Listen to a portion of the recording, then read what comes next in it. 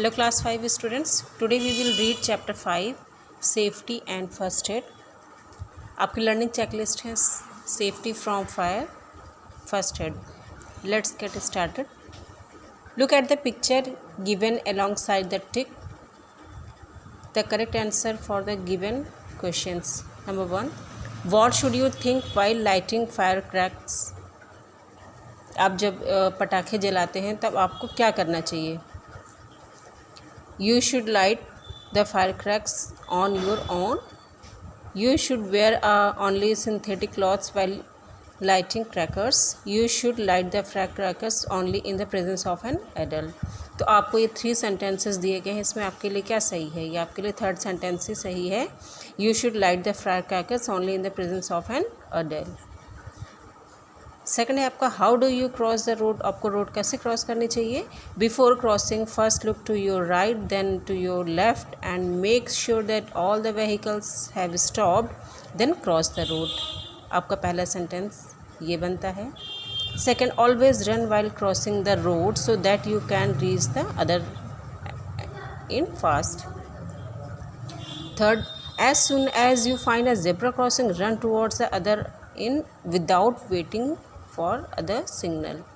तो आपका इसमें पहला ये इन्होंने बॉक्स नहीं दिया इसके आगे, तो आपका पहला सेंटेंस ही आपका करेक्ट आंसर है इसका. Accidents occur due to carelessness while people do not follow safety rules. जो भी एक्सीडेंट्स होते हैं वो सभी हमारे किसी न किसी वजह से लापरवाही की वजह से ही होते हैं. जब भी लोग सेफ्टी रूल्स को फॉलो नहीं करते हैं और कोई भी लापरवाही करते हैं तभी किसी न किसी तरह के एक्सीडेंट्स होते हैं. It is important to follow safety rules everywhere to avoid accident. इसलिए हमें ये बहुत ज़रूरी हो जाता है कि हम कहीं भी हों हमें जो भी सेफ्टी रूल्स वहाँ के अकॉर्डिंग होने चाहिए उन सभी सेफ्टी रूल्स को हमेशा फॉलो करना चाहिए जिससे कि हम एक्सीडेंट को अवॉइड कर सकें. You have learned in your previous classes about the safety rules to be followed at home, in school, on the road and in playground. आपने अपने पहले के क्लासेस में पढ़ रखा है कि अलग अलग जगह पर लाइक होम, स्कूल, रोड और प्लेग्राउंड पर हमें कैसे कैसे सेफ्टी रूल्स को फॉलो करना चाहिए कि जिससे कि हम वहाँ पर होने वाले एक्सीडेंट से बच सकें. Let us now learn how to be safe from fire and the first aid that should be given for burns, animals bite, nosebleed, etc. हम यहाँ पर आगे पढ़ेंगे कि हम कैसे जो है अपने आप को फायर से मतलब आग से बचा सकते हैं और फर्स्ट एड क्या क्या दिए जाने चाहिए जब भी जो है बर्न हो, जल गए हो, एनिमल बाइट हो, कोई भी जो है एनिमल ने काट लिया हो या फिर नोज़ ब्लीड मतलब हमारी नोज़ से जब भी ब्लीडिंग होती है तो उस सिचुएशन में हमें किस तरह के फर्स्ट एड जो है हमें लेने चाहिए. ये हम आगे के चैप्टर में हम इसको जानेंगे. तो आइए स्टार्ट करते हैं. Safety from fire. A fire can be cause due to any of the following reasons. आपको जो आगे रीजन्स बताए जा रहे हैं जो भी फायर से जो भी दुर्घटनाएं होती हैं वो इन सभी रीजन से होती हैं. Carelessness while handling burning match sticks and candles is one of the main causes for fire accident.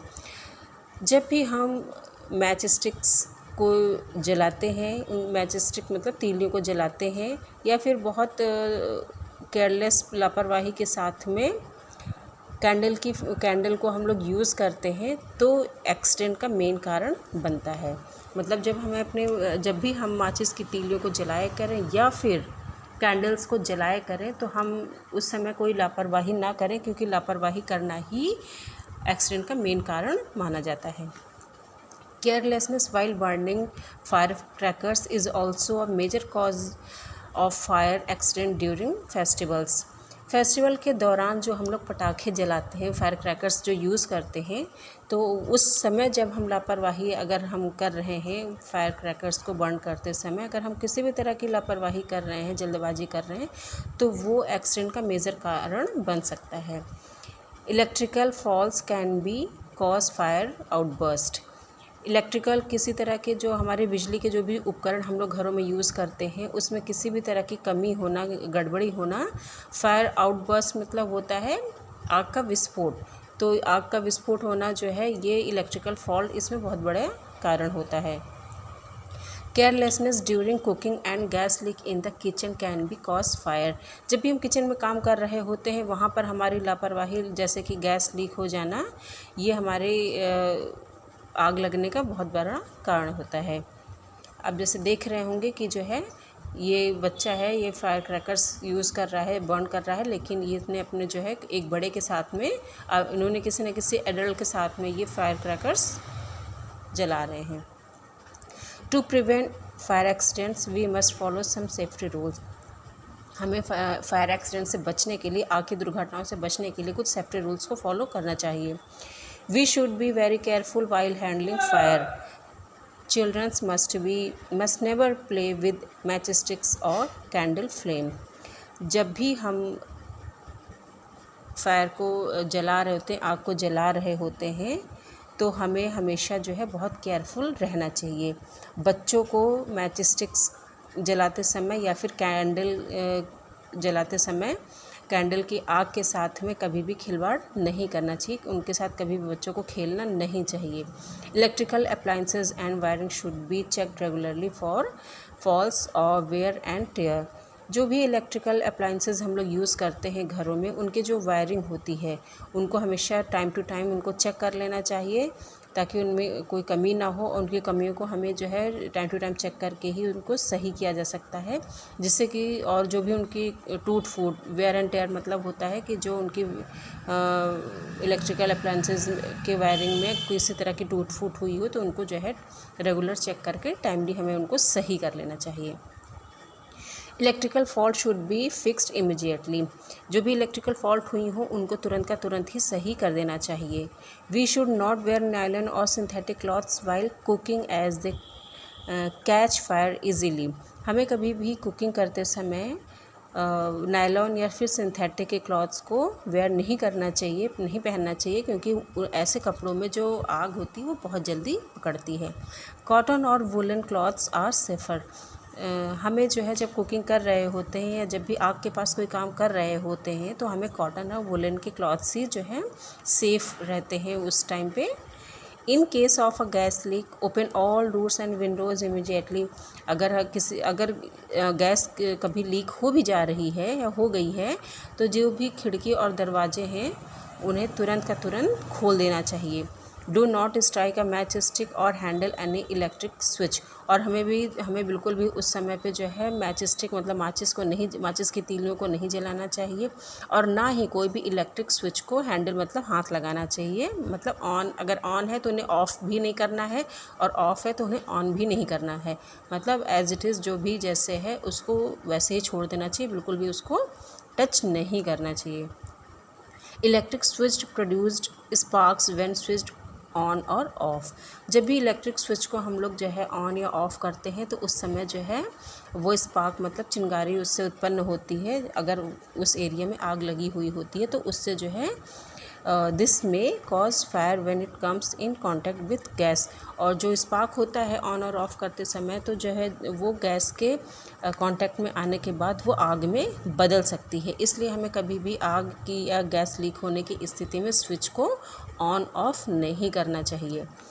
Faulty gas pipe should be replaced. और अगर गैस पाइप में किसी भी तरह की गड़बड़ी हो गई हो तो उनको तुरंत का तुरंत रिप्लेस कर देना चाहिए। पुटिंग आउट फायर मतलब आग को कैसे बुझाया जाए। We can put out a fire in the following ways. हम लोग आग को कुछ आगे उन्होंने जो है तरीके बता रखे हैं, इन तरीक़ों से आग को तुरंत उन पर काबू पाया जा सकता है। फायर में स्प्रेड वेरी क्विकली। आग जो है वो बहुत तेज़ी के साथ में फैलती है। You know that fire needs air to keep burning. आप ये अच्छे से जानते हो कि आग को जलने के लिए हमेशा हवा की या एयर की नीड होती है। One method of putting out fire is to cut off the air supply. आग को बुझाने का सबसे जो सही तरीका है, जो सबसे पहला तरीका है वो ये है कि हमें तुरंत जो एयर सप्लाई हो रही हो, जिस तरह से भी एयर सप्लाई उसको आग को हवा मिल रही है, हमें वो सप्लाई तुरंत का तुरंत बंद कर देना चाहिए, या उन जगहों को या उन तरीक़ों को तुरंत अप्लाई करना चाहिए जिससे कि जो है आग को हवा ना मिल पाए। This can be done by throwing mud और सैंड ओवर द फायर। जिस एरिया में आग लगी होती है तो उसके लिए हमें जो है हवा से उसका संपर्क ख़त्म करने के लिए हमें तुरंत वहाँ पर मड, मिट्टी या रेत को या बालू को तुरंत का तुरंत उस पर डालना चाहिए। In case of a major fire inform the nearest fire station. अगर कोई बड़ी आग लग गई हुई होती है तो हमें तुरंत अपने नज़दीकी फायर स्टेशन को इन्फॉर्म करना चाहिए। Fire fighters put out the fire with the help of a fire engine. जो फायर फाइटर्स होते हैं वो फायर इंजन की हेल्प से आग पे तुरंत काबू पा लेते हैं। A small fire can B put out using a special instrument called the fire extinguisher. जो भी स्मॉल फायर होती है, छोटी मोटी आग होती है, उनको हम लोग एक स्पेशल इंस्ट्रूमेंट होता है जिसको फायर एक्सटिंग्विशर के नाम से जानते हैं, जो कि आप अक्सर रेस्टोरेंट या कहीं भी मॉल वगैरह जाते हैं तो अक्सर आप जो है देखते हैं कि आग बुझाने का जो यंत्र होता है वो हर जगह बड़ी जगहों पर वो लगा होता है। जैसे कि आप जो है ये फायर फाइटर को देख रहे हैं, इन्होंने अपने बैग पर जो है वो इंस्ट्रूमेंट लगा रखा है। तो इस टाइप का इंस्ट्रूमेंट आप अक्सर जो है आप अपने स्कूल में, कहीं क्लब में, रेस्टोरेंट में, मॉल में आप हर जगह इस इंस्ट्रूमेंट को ज़रूर देखते होंगे। इन केस योर क्लॉथ्स और someone's else clothes catch fire, do not run around. अगर किसी भी परिस्थिति में अगर आपके या फिर आप किसी और व्यक्ति के कपड़ों में आग ने पकड़ लिया है तो तुरंत उनको जो है रन नहीं करना चाहिए, मतलब इधर उधर दौड़ना नहीं चाहिए। This will fan the flames and makes them spread. जो हम लोग इधर उधर दौड़ते हैं तो वो जो है आग को बढ़ाती है और मतलब वो जो लपटें होती हैं उनको वो बढ़ती हैं क्योंकि उनको हवा तेज़ी से मिल रही होती है और इससे आग फैल जाती है। Stop where you are, drop to the ground and roll on the ground with your hand covering your face. आप जहाँ भी हो आप वहीं पर रुक जाओ, ज़मीन पर नीचे जो है लेट जाओ और रोल ऑन कर, मतलब ज़मीन पर लेट कर ही हमें घूमते रहना चाहिए और अपने हाथों से अपने फेस को कवर कर लेना चाहिए। Rolling puts of your flames. जब हम लोग ज़मीन पर लेटने लगते हैं आग लगने के, हमारे कपड़ों में आग लगने की स्थिति में, तो इससे उनको हवा नहीं मिल पाती है और वो धीमे धीमे, चूँकि वो मिट्टी के संपर्क में आने से धीरे धीरे जो फ्लेम होती है वो ऑफ होने लगती है, लपटें शांत होने लगती हैं। You can also use water to put out the fire और wrap yourself with a thick blanket और रग। आप पानी का, अगर आपके आसपास कहीं पानी अवेलेबल हो तो आप उनका भी इस्तेमाल कर सकते हैं और या फिर आप अपने आप को जो है मोटे ब्लैंकेट से कवर कर सकते हैं और उससे ढक सकते हैं खुद को, जिससे कि आग की लपटें शांत हो सकें। But do not stay covered with a blanket for too long. लेकिन कभी भी ब्लैंकेट को बहुत लंबे समय के लिए कवर नहीं करना चाहिए, खुद को ब्लैंकेट से बहुत लंबे टाइम के लिए कवर नहीं करना चाहिए। First add. When a person get injured, a doctor or nurse may not be available at that particular place and time. First aid तभी दिया जाता है जब भी कोई भी व्यक्ति इंजर्ड हुआ हो या घायल हुआ हो और उस आसपास उस जगह पे डॉक्टर या नर्स उस सिचुएशन में अवेलेबल ना हो, तो उस टाइम पे हमें जो भी पर्सन को पहली जो ट्रीटमेंट करते हैं इंजर्ड होने पर, वो हमारा फर्स्ट एड कहलाता है। In such cases the injured person should be given first aid immediately. और उस केस में जो इंजर्ड पर्सन होता है उसको जो भी फर्स्ट एड जो है होता है वो तुरंत का तुरंत दिया जाता है। First aid is the first और immediate help given to an injured person before he और she is taken to a doctor. जो फर्स्ट एड होता है वो जो इंजर्ड पर्सन होता है उसको तुरंत का तुरंत दिए जाने वाली जो भी ट्रीटमेंट होती है, जो कि वो डॉक्टर को उसको जो है डॉक्टर के पास ले जाने के पहले जो भी तुरंत सबसे पहले दी जाने वाली जो प्राथमिक उपचार होता है उसका, वो हमारा फर्स्ट एड कहलाता है। First aid for cuts. जब हमें किसी भी तरह का कट लग जाता है तो हमें कैसा फर्स्ट एड यूज़ करना चाहिए। एनी कट और open wound on the skin should not be left unattended as germs can be enter our body through them. जब भी हमारी बॉडी पर किसी भी जगह या हमारी स्किन में कोई भी कट लग जाता है तो और कोई भी खुला घाव हो जाता है तो हमें उस जगह को बिना अटेंड किए, मतलब कि बिना कोई उस पर ट्रीटमेंट दिए उसको छोड़ना नहीं चाहिए। क्योंकि as germs can be enter our body, अगर हम उसको जो है ऐसे खुला छोड़ देंगे तो हम जो उसके जम्स होंगे वो हमारी बॉडी में इंटर कर जाएंगे उस घाव के through. Wash the cut and clean water, wash the cut with clean water, हमें जो भी कट जहाँ पर लगा हुआ होता है हमारी स्किन में उसको क्लीन वाटर से वॉश करना चाहिए। Wipe it and apply an antiseptic cream और लोशन, हम उसको पोंछने के बाद में वाटर को हमें वहाँ पर कोई भी एंटीसेप्टिक क्रीम या फिर लोशन अप्लाई कर देना चाहिए। If there is loss of blood tie a clean cloth और use a bandage over the cut, अगर ब्लड ज़्यादा बह रहा हो या ब्लड ज़्यादा बह चुका हो तो उस जगह पर हमें साफ़ कपड़ा या फिर बैंडेड को उस जगह से कवर, जो भी कट लगा एरिया है उसको कवर कर देना चाहिए। One must go to a doctor in case of deep cuts, अगर कोई भी गहरा कट लग गया हो तो इस केस में हमें तुरंत का तुरंत डॉक्टर के पास में जाना चाहिए। फर्स्ट एड फॉर बर्न्स, जल जाने की स्थिति में दिया जाने वाला first aid. In case of minor burns keep the burn area under cold running water for some times और अप्लाई आइस क्यूब्स इमीडिएटली, अगर कोई छोटा मोटा जल गया हो, मतलब कि छोटे उंगली या ऐसा कोई छोटा मोटा जलने का घाव हुआ हो, जल गया हो, तो उस एरिया को तुरंत क्लीन कोल्ड वाटर में जो है उस एरिया को तुरंत कोल्ड वाटर के नीचे कर देना चाहिए कुछ समय के लिए, और या फिर उस पर जो है आइस क्यूब्स तुरंत का तुरंत अप्लाई करना चाहिए।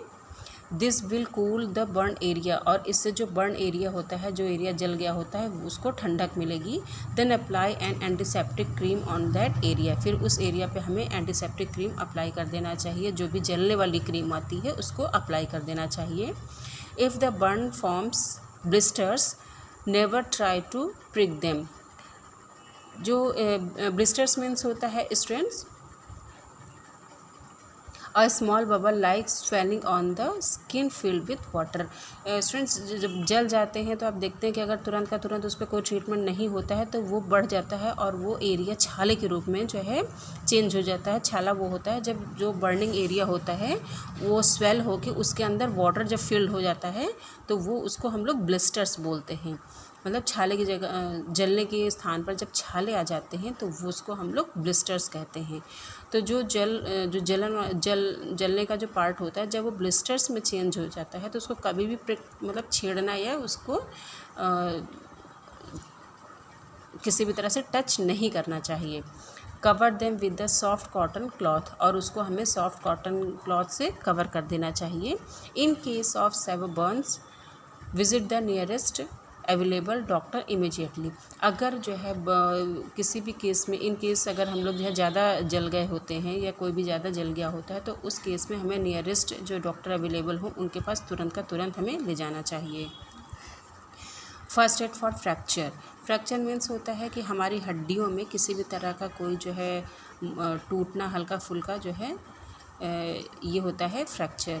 अ ब्रेक और crack in the bones is called fracture, जब हमारी हड्डियों में ब्रेक हो जाता है, चटक जाती है या फिर टूट जाती हैं तो उसको हम लोग फ्रैक्चर बोलते हैं। When a bone get fractured there will be pain and swelling around the injured area, जब हमारी कोई भी बोन फ्रैक्चर हो जाती है, टूट जाती है तो उस एरिया में पेन होता है और स्वेलिंग, जो इंजर्ड एरिया होता है उसके आसपास पेन और स्वेलिंग हो जाती है। Ensure that the fracture part is not moved, आप मतलब इस चीज़ हमें ये सुनिश्चित करना चाहिए कि जो फ्रैक्चर पार्ट है उसमें किसी तरह का मूवमेंट नहीं होना चाहिए। For example if there is a fracture in the arm a cloth sling made from a triangular piece of cloth can be used to support the arm. Sling means होता है students a strap or cloth that is tied around the neck to support broken arm. तो example के लिए कि अगर हमारी बाह में फ्रैक्चर हो गया है, हमारी बाजू में फ्रैक्चर हो गया है तो हमें सबसे पहले एक क्लॉथ को जो है ट्रायंगुलर पीस करके उसको इस तरह से हाथ को अपने गले के सहारा देकर बांधना चाहिए जिससे कि जो है हाथ को हमारे गले का सपोर्ट मिल सके और जिससे कि हाथ में किसी तरह का मूवमेंट या आर्म में हमारे किसी तरह का मूवमेंट ना होने पाए। स्प्लिंट मीन्स होता है a piece of hard material wood या कार्डबोर्ड, जो कि वुड या कार्डबोर्ड से बना होता है, used to hold a broken bone in place. Sprain आप जब डॉक्टर के पास जाएंगे तो उसके बाद वो इस तरह का जो है आपको एक स्प्रिन आपके पास आपको टाई कर देते हैं, जिससे कि आपकी आर्म जो है वो आपको नेक से सपोर्ट लेकर उसी डायरेक्शन में बंधी रहती है, जिससे कि हमारे आर्म में किसी भी तरह का मूवमेंट नहीं हो पाता है। विदाउट इसके हम अपना हाथ बहुत ज़्यादा टाइम तक इस पोजीशन में नहीं रख सकते हैं। तो चूँकि हाथ है तो हम कैसे भी करेंगे तो वो सीधा हो ही जाएगा, तो इसलिए हमें इस तरह से नेक का सपोर्ट लेकर उसको बांधना ज़रूरी हो जाता है, जिससे कि वो एक ही पोजीशन में बना रहे और उसमें किसी भी तरह का मूवमेंट ना होने पाए। The injured person should be taken to the nearby hospital immediately. और जो इंजर्ड पर्सन होता है, ये फर्स्ट एड देने के बाद जो इंजर्ड पर्सन होता है उसको तुरंत का तुरंत हमें जो हमारे नियर बाई हॉस्पिटल्स होते हैं वहाँ पर लेके जाना चाहिए। समटाइम्स द एंकल और wrist can be twist and cause pain. कभी कभी जो हमारी कलाई या फिर हमारी जो एंकल पार्ट होता है, जो पैर के पास पायल जहाँ पर लेडीज़ पहनती हैं, वो पार्ट जो होता है वहाँ पर जब हमारी ट्विस्ट हो जाती है, मुड़ जाती हैं, तो और पेन होता है, तो दिस इज़ कॉल्ड एस्प्रेन। और इसको हम लोग जो है इस सिचुएशन को हम लोग एस्प्रेन मतलब मोच के नाम से जानते हैं। We should not move the sprained part. जो एस्प्रेन पार्ट होता है, जिस पार्ट में मोच आई हुई होती है, उसको बिल्कुल भी मूव नहीं करना चाहिए। An elastic bandage can be wrapped around the sprained area. कोई भी इलास्टिक बैंडेज को हमें एस्प्रेन एरिया के चारों तरफ हमें रैप कर देना चाहिए। First aid for animal bite. जब कोई भी एनिमल बाइट कर लेता है, काट लेता है, तो वहाँ तब उस सिचुएशन में कौन सा फर्स्ट एड देना चाहिए। The bites of stray animals such as dog, cat and monkey can cause a disease called rabies.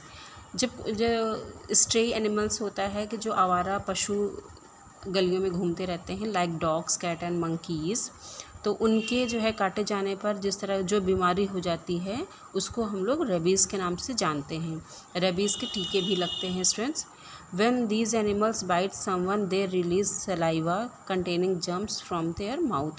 जब ये एनिमल्स किसी को काटते हैं तो वो सलाइवा जो रिलीज़ करते हैं, तो उनका जो सलाइवा होता है उनसे जो है जम्स कंटेन होता है, निकलता है, उनके माउथ से जो सलाइवा होता है निकलता है उसमें जम्स कंटेन होते हैं, जम्स मिले हुए होते हैं।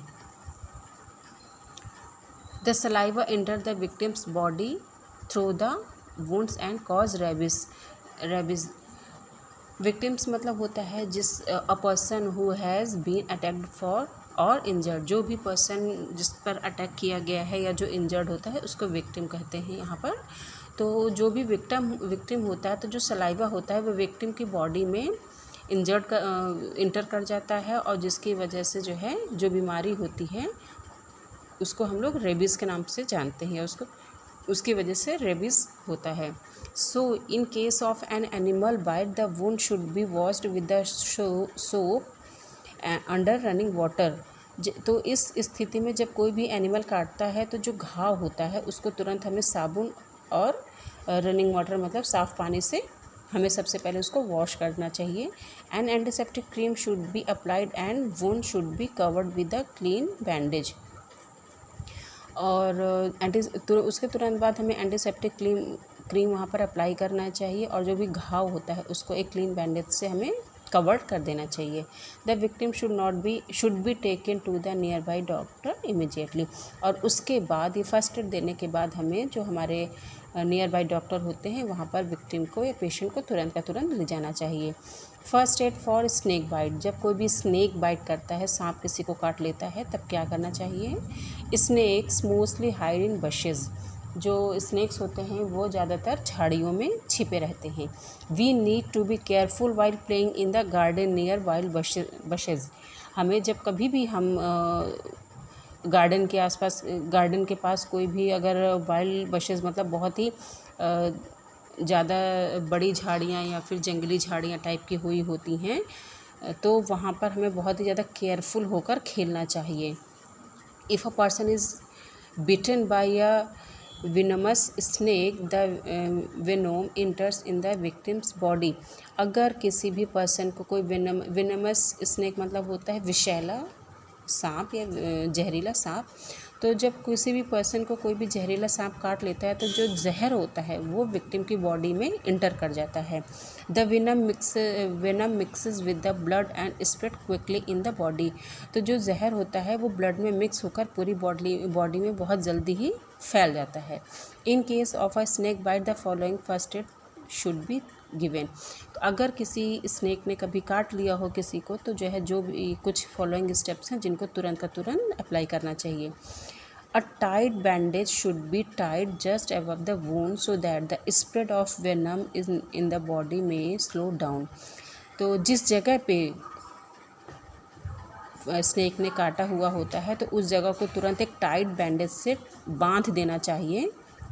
उस जगह के एरिया के ऊपर तुरंत एक टाइट बैंडेज से बांध देना चाहिए, जिससे कि जो जहर होता है तो उस जगह के ऊपर या पूरी बॉडी में वो बहुत धीमे, उसका फैलने का जो स्पीड होता है वो बहुत धीमी हो जाती है।